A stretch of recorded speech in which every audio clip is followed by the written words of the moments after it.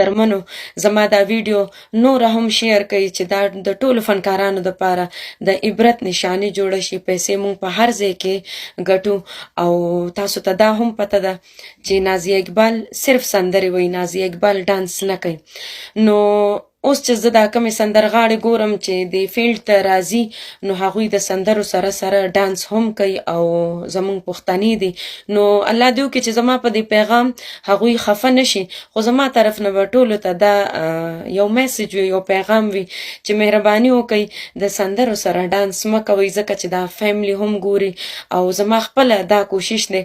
چې زه خپله پښتو د دنیا ګوټ ګوټ ته ورسوم او د پښتو په نوم زه یاده شم. زه د ټولو پښتنو سره ډیره مینه لرم. ملګرو، نازیه اقبال چې کومه ویډیو جاری کړې وه د سعودي عرب په هکله، کوم کې چې هغه ویل چې آیا زه سعودي عرب ته نه ځم، داسې څه قصه یې کړې وه، بیا پرې خلکو څه تنقید کړی دی، نو هغو ته څه جواب جاری کړی دی، راځئ هغه وګورئ. نو دغه ویډیو به تاسو وکته په کوم کې چې نازیه اقبال وایي چې آیا ما پسې اوس خلک داسې خبرې کوي، یعنې که تیر شوي ویډیو طرف ته تاسو راشئ په هغې باندې چې کوم کمنټس کړی شوي دي زه تاسو ته هغه ښیم. لکه ډیرو زیاتو خلکو چې کوم دی د هغې ستاینه کړله، خلکو ورته دا ویلي چې آیا ته ډېر زیات ډېر ښه کوې چې داسې کوې چې په سعودي عرب کې چې کوم دی دا فحاشي ګانې دا پکې نه کوي، نو دا ډېره ستاینه کړله. خو سک خلک پکې داسې وو چې هغې باندې ډېر زیات تنقید کړی دی، ویلي دي ورته چې آیا تاسو چې کوم دی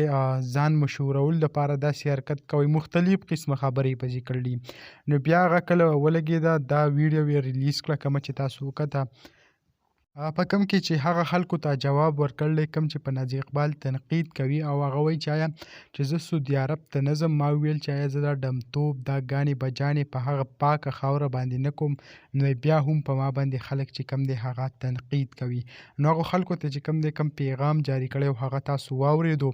نو تاسو ټولو ته پکار دي چې یو انسان ښه کار کوي نو تاسو له دا نه دي کول پکار چې په هغې باندې تنقید وکئ، د هغې چې کوم دی په هغه باندې غیبت پسې وکئ، نو داسې خبرې چې کوم دی هغه پسې نه دي کول پکار. چې یو کس هغه ښه کار کوي نو موږ له دا پکار دي چې د هغه ستاینه وکړو، د هغه ستاینه وکړو او هغه داسې موټیویټ شي چې هغه بیا هم هغه ښه کار کوي او کوم بد کارونه چې دي د هغې نه منې شي.